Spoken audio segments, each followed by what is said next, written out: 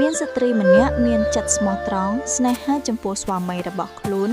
តែងគោរពប្រតិបត្តិចំពោះស្វាមីដូចជាស្រីទេពអប្សរគោរពបម្រើព្រះឥន្ទ្រាធិរាជពុំដែលឲ្យខុងឆ្គងត្រង់កិច្ចណាមួយឡើយថ្ងៃមួយស្ត្រីនោះបាននាំស្វាមីចាត់ចែងទានថ្វាយដល់ព្រះសង្ឃ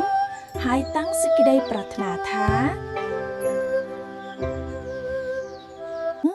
សូមឲ្យកើតជាប្អូនរួមផ្ទៃនឹងស្វាមីរបស់ខ្ញុំម្យ៉ាងទៀតបើយកខ្ញុំតាំងពីអ្នកផ្្លាត់កិតិទៅកើតជាទេរឆានសូមឲ្យមានខ្លួនជួបគ្នាមានក្បាលពីរកុំខាន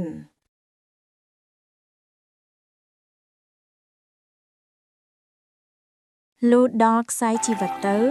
បានទៅកើតជាសត្វហង្មាដែលមានខ្លួនជាប់កញីមានក្បាលពីរស្លាប4ជើង4មានរូបឆោមលោមពណ៌ប្រណិតស្រស់ស្អាតលើសសត្វទាំងពួងក្នុងព្រៃហើយតែងតែទៅរកចំណីជាមួយគ្នាមិនដែលឆ្លក់គ្នាឡើយមិនតែប៉ុណ្ណោះត្រូវបានសត្វដទៃទៀតលើកដំកើងជាស្ដេចសត្វក្នុងព្រៃថែមទៀតផង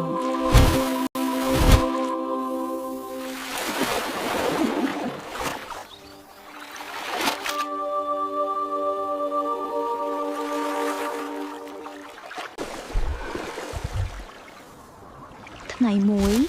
មានសត្វចចកមួយដោយច្រណែនឈ្នានីសនឹងរូបសម្រស់និងអំណាចរបស់ហង្សក្បាលពីរនោះពេកចចកបានរៀបឧបាយកលកំចាត់ហង្សក្បាលពីរនោះ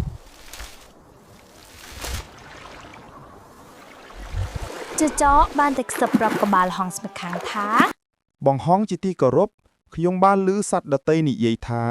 បងហង្សមានរូបស្រស់ស្អាតមានអំណាចសាក់ដិមជាស្ដេចសត្វក្នុងព្រៃ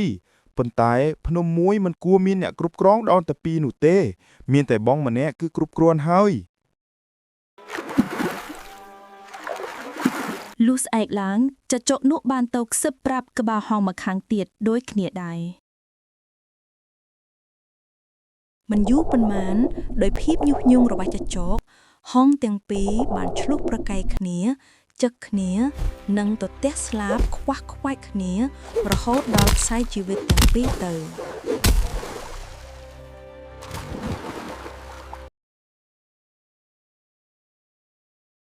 ការអប់រំកម្លាំងពិតស្ថិតនៅលើការរួបរวมសាមគ្គីរស់បែកបាក់សាមគ្គីស្លាប់